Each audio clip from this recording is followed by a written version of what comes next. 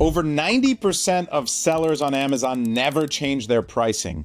They set it and it just sits there, and it is the wrong strategy. They are losing money. Very few people know how many things changing pricing impacts. And I'm joined today by my good friend, Chad Rubin, who created an AI-driven software called Prophecy. And Prophecy will change your price thousands of times a day with AI in order to find the optimal price to maximize profits. Now, Chad, thank you for joining me today. It's been many, many years since we've known each other. You've built companies and sold them. You're a very successful seven-figure seller, or at least a seven-figure seller. You might dispute the very successful, because you've had your ups and downs like every seller. But as a seller, as a software creator, someone who's had an exit, you saw a gap in the market, because it's insane that most people don't pay attention to pricing. They run more ads, they change their content, they do everything except for change price. And so you built this software. Tell me where you started, why you started it, how it got started, and how long you've been doing it. Yeah, so I've been in this, first of all, thank you for having me. I've been in the game for 20 years, almost 20 years. So I started selling on Amazon in 2006. Vacuum filters, coffee filters, air filters, and it was the Wild West. So fast forward, right, I founded Stubana. We sold that in 2021. The Prosper Show, we sold that in 2019. And all of these businesses are all about finding problems on the market and solving those problems and helping other people flourish. So after I sold Stubana in 21, I came back into my ecom business, and it was under attack.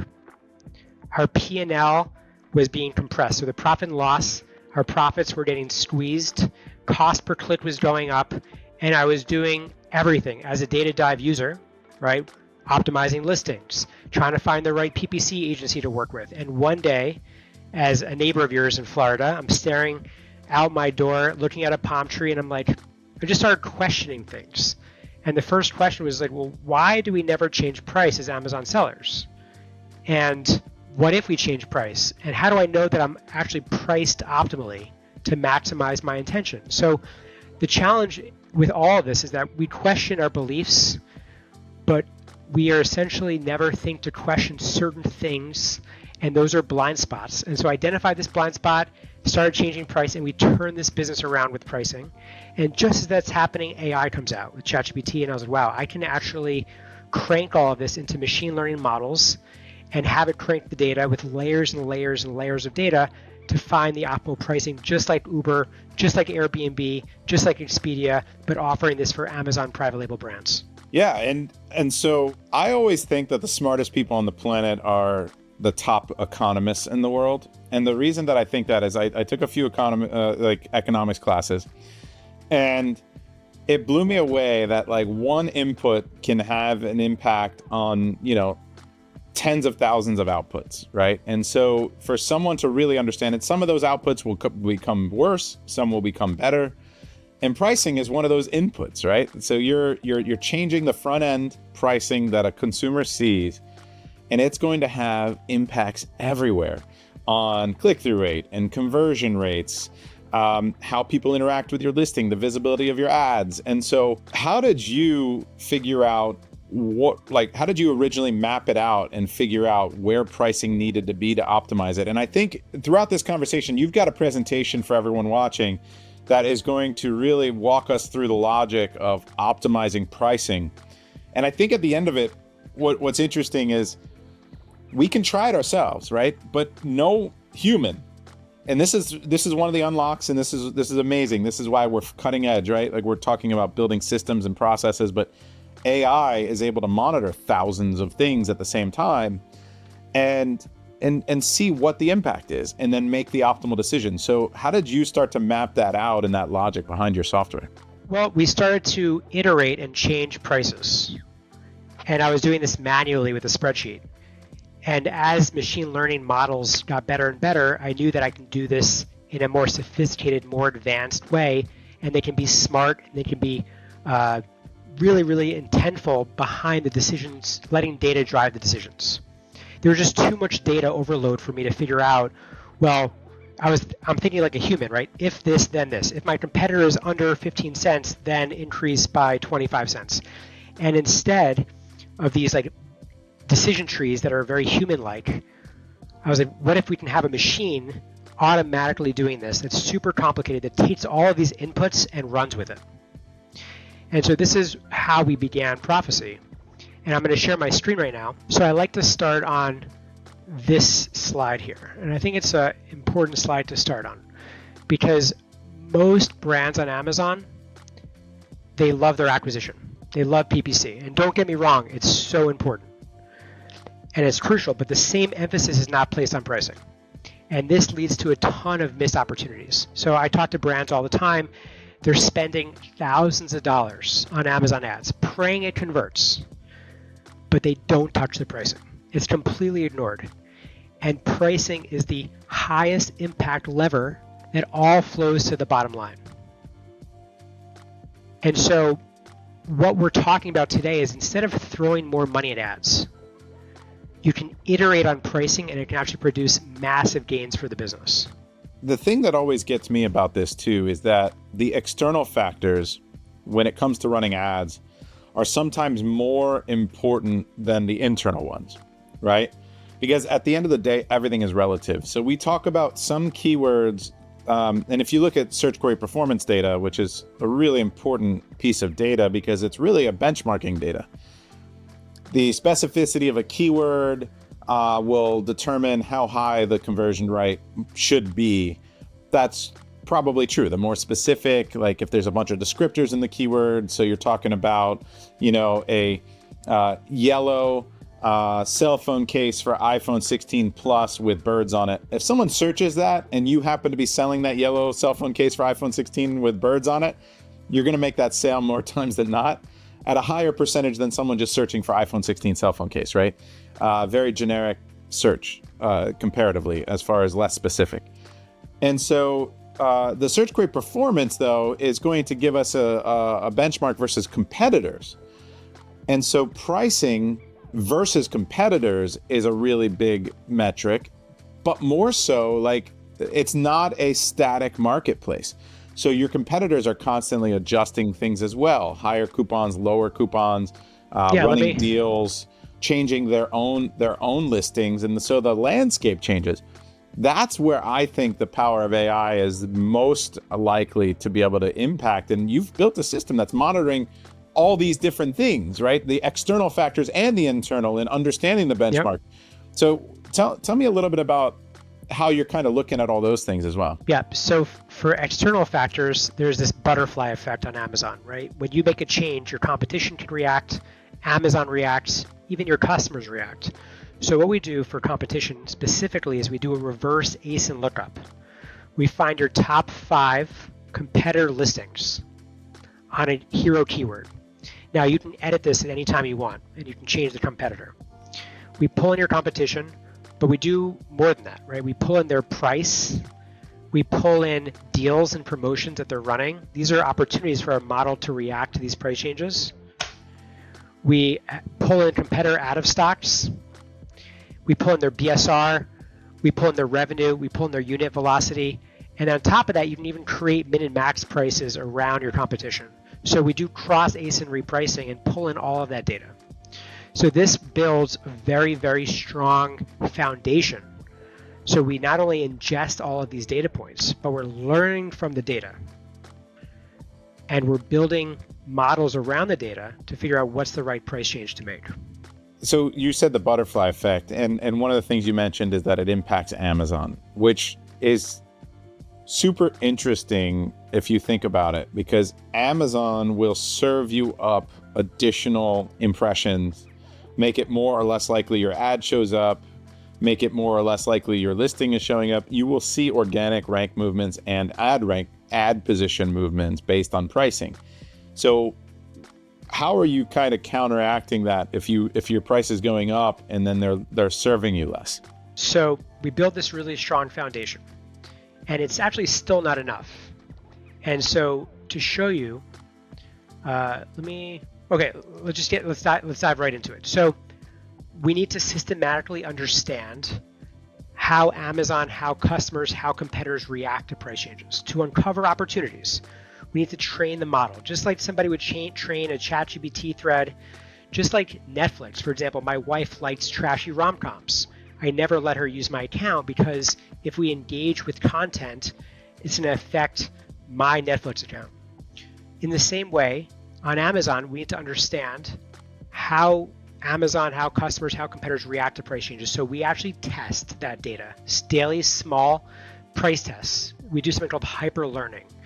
This is where we're making these tiny price adjustments within this -5 to +5% bounds, so we can see how your competition, how Amazon, how your customers react. So just like Netflix is learning your taste in movies, we learn your optimal price points. We learn the sensitivity of price in your category for an ASIN, for your specific ASIN. Now, after these 30 days, boom, we're moving into full-blown optimization mode. So we essentially are implementing price changes. We're rinsing and repeating. And we're scanning for these mispricings across the entire marketplace to identify opportunities that we can exploit and deliver you financial gain. And so a lot of people think like in order to raise profits, you have to, like they might have a preconceived bias. I got to raise prices, I got to lower prices. I've got to turn on more ads. I got to reduce ads, right? And so that preconceived notion, you see it like it's wrong most of the time. And so is it counterintuitive in some ways? Like sometimes to raise profits, you increase ad spend and lower price, which would both be like something that you would think would be the opposite of raising profits. So right now we're just talking about price alone. And so I'll get to PPC in a second. I think it's important to mention that on average with just price alone, we see a 10% lift in profit. So imagine 10% more profit in your business today. This is average across the 400 brands. Now, sometimes we have 20%, 30%, 40%. So I'm setting the bar low, and even 10% is quite high. You can amplify how much money you make by pairing together price and PPC, which is more advanced, and I'll cover that just after. But if you just look at this case study here, you can see that the red line is going up, right? And there's a gap between the red and the blue line, right? This is his red is profit of this year, blue is profit last year. Down below here, we're rotating price once a day dynamically and finding opportunities to surge pricing. And we capitalize on those inefficiencies and deliver those as financial gain. So this right here is a seven figures added extra annually to this business. Now, if you look at the actual Keepa and scroll down, you can see the Keepa chart here. This specific brand never changes price. Rarely do they change price. Sometimes they run a deal. They don't even know why they're running deals, the brands that I talk to. So what we do is we came in, we start to test and discover what the market could absorb. You can see what happens to ranking, right? You see this inverse relationship between price and rank. And you see that we've surged pricing now up here, jumped it. And this is this profit gap opportunity that we have created for this specific listing. So money is being left on the table, and we helped find that money, sniff it out, and deliver it to this person. That's amazing. And now the other impact to this is, one of the things I want to know is can your company and the, like software see when it's like a competitor running a lightning deal? And then how does your system react? Yeah, so a couple of things. One is we pull, when deals are being run, we pull it in our model, right? And you can actually visually see it here. Now, how do we react? Those are opportunities to take share if you do want. And so in the repricer settings, it's a more advanced question. We have an advanced settings here that allows you, so we can essentially customize on an ASIN level how our model responds based on inventory. So for example, if you're overstocked, we'll lower the price to get that inventory out of Amazon FBA. Or if you're low stocked, we'll start to increase the price marginally and incrementally to maximize the profit of the remaining units. But specifically to your question, right over here is something called surge pricing.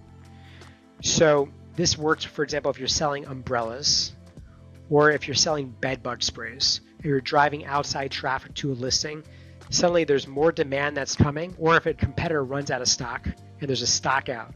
So there's more demand now and more top of share at the top of search share that you can grab, and you can trigger this so that you can surge pricing when that does happen. That's amazing. So by having the system monitor your competitors, seeing that they're out of stock or that there's an issue, you're able to capitalize, raise price, and start triggering demand. Now, you would also couple that with ads. I keep going back to ads because I know. Okay, let's cover ads. Okay. So, because they have to work together, right? Like you have to pricing and ads. Like it has an impact on your ads, but you need to kind of have the right ad strategy while you're changing pricing. So, like I'm really interested to dig into this side of it as well. So, Prophecy understands, and our thesis is that pricing touches all parts of the business.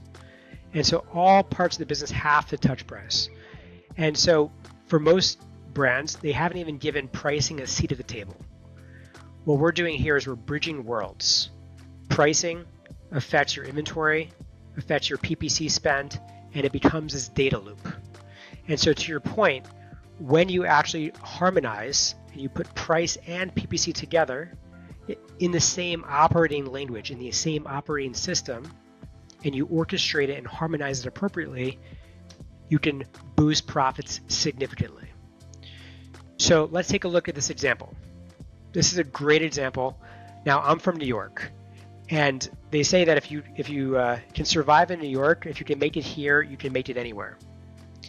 And it's the same thing with garlic presses, in my opinion. If you can survive with a massive amount of competition in the garlic press category, so I like to learn from this example. So while it's a trite example, I think it's a really good example to use. So if you look at what's happening in this screenshot, the average price for a garlic press in the organic listing is $11.72.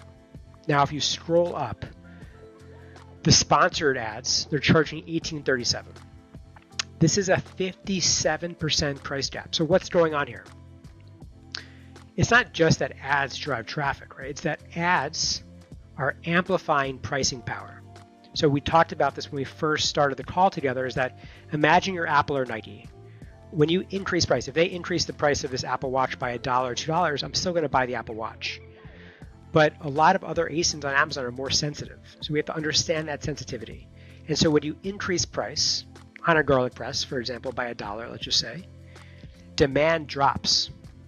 Naturally, demand does drop. But you can artificially pump in demand to that listing with sponsored product ads. And this only happens when your price is optimized. So the benefit of this is that, and this is really where it gets next level, is that when you raise a price with Prophecy, you're actually gaining more margin to reinvest that into PPC. Now, that might push your ACOS up a bit, but your contribution profit skyrockets. So we know where pricing is going a week before. And so we can give it to your ad manager, we can give it to your ad agency. So we tell you which ASIN's price is changing, how to adjust for the bid or the budget on top performing keywords, and the expected ACOS shift. And this is really how you get them speaking on the same language. Now, when you look at the results of this, I'd rather actually show you this table on prophecy.com. This table right here really is a case in point. Let's just say we hypothetically increase the price 20%, and we increase your ACOS 20%. We don't change anything else. We just change those two levers. Now, most agencies or ad managers would be like, oh my God, ACOS has increased 20%. That's bad. But look at what happens here as you go line by line, right? We didn't change your cost of goods sold. The referral fee increased 20% because your price increased. So Amazon's take has thus increased 20%. The FBA fee hasn't changed. It stayed flat because your weight of the item didn't change. And so your gross profit before ad spend has increased 60%. Now, if we increase your ad spend to that same listing, 20%, look at what happens to the contribution profit. It actually doubles. And it's the heartbeat of your business. It's the one thing that these aggregators were not paying any attention to as they were trying to capture as much revenue as possible. So while your agency is saying, oh my God, ACOS is deteriorating, my ROAS dropped, I'm less efficient, it's actually not true. because you're looking at these revenue metrics and you're not looking at your profit metrics that's driving decisions in the business. And so this is really the output of harmonizing both price and ads together to maximize your contribution profit dollars. And so your increase of, is it usually in line with that? If you're increasing your price by 20%, you're expecting to increase your ad spend by 20%, or like is it similar to that? You're going to increase price, but you're going to increase spend, but not commensurately, and you're going to do it for your top performing bids and keywords that you want to activate. In other words, you're not going to start bidding on keywords. The specificity of those keywords matter, or like, are you talking about like, so which group of type of keywords? So we're talking about, and match types. So, are you talking about like the big brand specific, you're talking about a generic keyword for the niche, like a niche specific keyword. So like the garlic press versus the stainless garlic press versus the red stainless garlic press, So you're going to go ahead and just your ad manager or us or whoever is running the campaigns are going to decide what bid or budget on top performing keywords, because again, you're only going to be focusing on keywords that are moving the needle in the business. Because if we're actually increasing the price, you need to increase spend, but not commensurately with price to maximize the profit gap that happens in the middle of that. That makes sense. So they're going to adjust CPC or shift budget. We're telling you what the price shifts are happening. And because most ad managers just focus on babysitting budget. They're just focusing on, okay, I'm gonna shuffle the deck of cards around. I'm gonna move money around from keyword to keyword without taking a holistic view of everything that's happening with ads and how pricing and ads work together.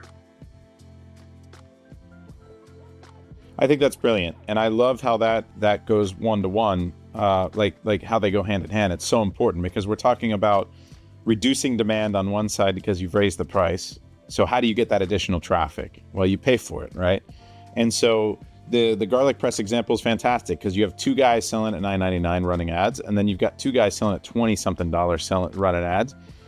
And so the clicks are going to go more towards those $9.99s, but a percentage of the time, those 24 are going to be like, well, a certain percentage of people are going to want that premium product. They're going to think, well, that must be a better product, right? I mean, if you look at Zule here, right? Zule's organic listing is $9.99, but his PPC ad is $24.99. Correct. So he's selling the larger, bigger bowl, for example, at a higher price because he knows that he doesn't have the margin to spend on this lower end item. And this is a loss leader anyway, right? And so he's putting this, it's number one organic spot. Yeah, and the rest of his colors are more expensive, which is, that's a variation strategy that we teach others to do, which is you add a lot of variations. You can funnel additional traffic from very specific keywords, variation specific keywords into your listing from those other variations. So you increase your overall traffic, overall profitability, overall conversion rate, and a percentage of the time that people will pay the extra couple dollars for the color they want versus the one that the hero that brought them in, right? So we when we onboard you, we set up that strategy in the same way, right? So we have the loss leader strategy, which is like Costco selling chickens for $7. Right. And I think in Miami they might be $5 or $6. Yeah. But pricing the most popular variation near cost to drive traffic is what Zule is doing here, right? Right. Then you have decoy pricing that we can also effectively set up, and then price staggering, which is like the iPhone, right? The base, the mid-tier, and the pro, etc. And so we can do this with you and set this up on an ASIN level so that it's a very cohesive, thought-out strategy that maximizes your specific goal for your SKU. So that goal might be to increase profit, that goal might be to increase revenue, or that goal might be to hit a specific target velocity. Yeah, that's fantastic. When we first started this call, Brandon, offline, you had said, hey, Chad, you're at 28 employees. Like, what's going on there? So I want to just touch on that, because I think it's important. I have a lot of people working at the company, and the difference is that we are a software with a service. So what does that mean? But if I look at really what makes us different, right? Yes, we're using real AI. We didn't just build into ChatGPT. We have actually custom built machine learning models on the back end that are predicting price and predicting demand based on all of these signals.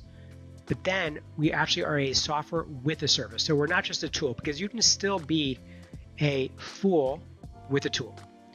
And so you get access to our data science team and our quant team.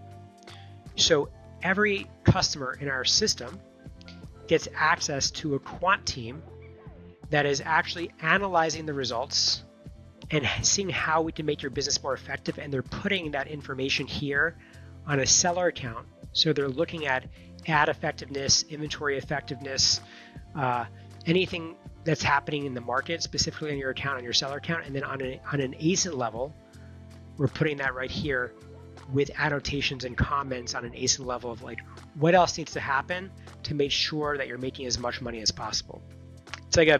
It's a big deal, because I think most companies, even with AI, you can't just let AI just run by itself. And so we want to hit a result. We're here to deliver a result. And so the way that we do that is we have to look at all of this data, supervise the decisions that the model is making to make sure it's making the right decisions, so we can get you to the result, because we have a 3x ROI guarantee. If we don't get you at least 3x ROI in your first 3 months, we work for free until you do. That's and this awesome. is how we're able to deliver on that promise.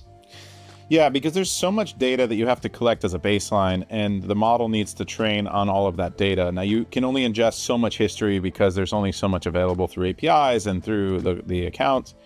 But and then starting to let the AI figure it out, right? I think is why this warming up period is so important. So it's great that your business model has done this. And we spoke over a year ago when we were in New York, and your pricing was much higher, and it only worked for premium accounts or premium ASINs, I would say, that were doing a certain volume where it would make sense. But now you've made this available, I'd say, to 90% of products. Like your pricing is super reasonable now. Why the shift? And what have you seen now that you've kind of opened it up wider? So ironically, we have a pricing page on our pricing software, and a couple of things we've evolved. So I think the reason why software is so hard is that you're constantly having to produce more and more features. And so one of those features is that we built a model that can support lower velocity ASINs. So we can even work with your long tail ASINs that you have at the company. And two is we listen to the market. I think it's very important to talk to customers, to listen to them all the time. And so customers, we heard it loud and clear. They're like, hey, look, we want a result. We're not here to pay for more seats or a dashboard. We want to see results. And so how do we do that? Is we deliver that to them with a flat fee. We are your vendor, not your partner. We don't take a percentage of your revenue. We don't take a percentage of your profit or your ad spend. And we have a 3x ROI guarantee, like I mentioned. So we are extremely focusing on helping our customers be more effective. That's awesome. Well, I'm super excited to test this out, try to get some of my SKUs in there right away, and I'll set up a call with my team to do it. If anyone's interested in getting signed up with you, do they just go to the website and fill it out? We do have a discount for Seller Systems members. Is the code Seller Systems? I don't remember. Yeah, so you can email me, Seller Systems. You have a link as well that gives everyone the discount, so I can share that post conversation. But you can feel free to sign up. You can use Seller Systems. You'll get to 20%. We have a great reward for those that are signing up, 20% off. And we're already very cheap, and we have a 3x ROI. So we literally want to remove the risk. We want this to be a no-brainer for you. And I think our pricing is set up for that. There's nothing to lose. Let's do it. Exactly. Chad, I appreciate your time, man. Always good to catch up. We're long overdue. Hopefully we'll grab some dinner soon down here. You said that the spot near my new place is delicious. So yes, that'll entice you to make the drive. I'm excited for that. Yeah. All right, dude. Good to see you, and I appreciate you taking the time, man. This is the science behind this is incredible. You're staying cutting edge. You've got a ton of top tier talent working for you to continuously build tools and make it better. So I'm sure it's just going to keep getting better as well. Thanks for having me. All right, brother.